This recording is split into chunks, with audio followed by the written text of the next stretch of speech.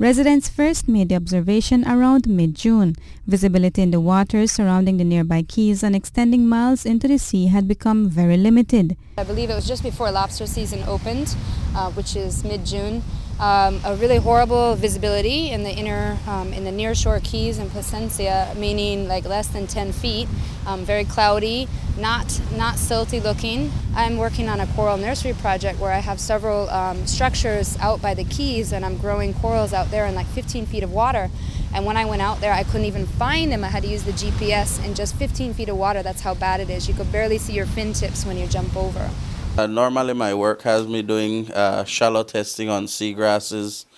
The 15th of last month when I did my sampling in depth that's at about a foot or less, I couldn't take pictures of my seagrasses because of the fact that the visibility is so poor. Independent marine biologist and consultant Lisa Karn and environmental consultant Adrian Vernon are two of the many residents of Placencia Village who are concerned over the water conditions. The waters were expected to clear up in no time, but that didn't happen. Vernon, who has been doing environmental work and research in Placencia for almost 10 years, says this is new to him. Have you seen anything like this before? Like this? No, never before.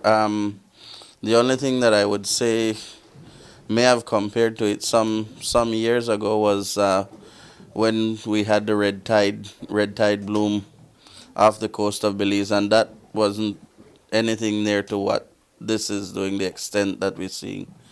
Would you be able to say how far this affected area extends into the sea?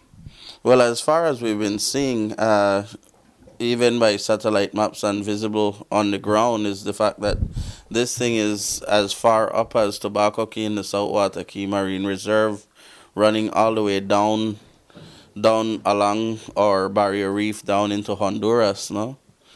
Theories as to the cause range from effects of the oil spill in the Gulf of Mexico last year to earthquakes.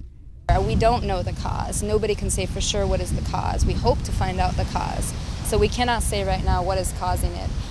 However, some preliminary work may suggest that the community may be dealing with an algae bloom. We consulted some different experts on what it might be, and people have given us links to satellite images that show a higher chlorophyll count. Chlorophyll is a photosynthetic cell that's in algae, and so most people are theorizing that it's an algae bloom, some type of algae bloom. And while we have had algae blooms in the past, we've never had anything that has lasted this long. This is not something you can touch. It's not a macroalgae per se. So we're all kind of curious to see what it is and what's causing it and how long it's going to be around for, and if it's going to be a regular event or not. While there have been no conclusive tests conducted, Vernon believes it is an algae bloom. The question is, what kind and where is it coming from?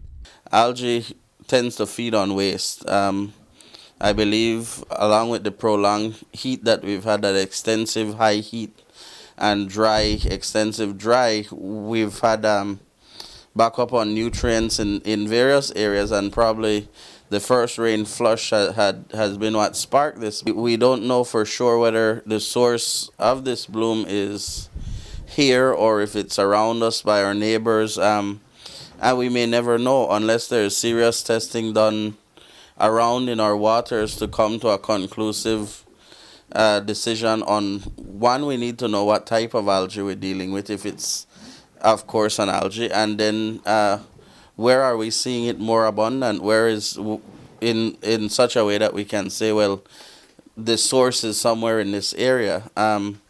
We can track algae according to nutrients, and so if it's higher nutrient loads in certain areas, then we know by density of the algae that this is the area that we need to look at.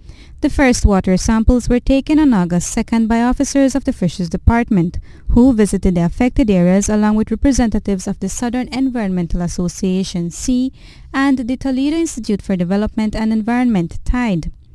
The results of these tests are still pending. Dalila Kal for Love News.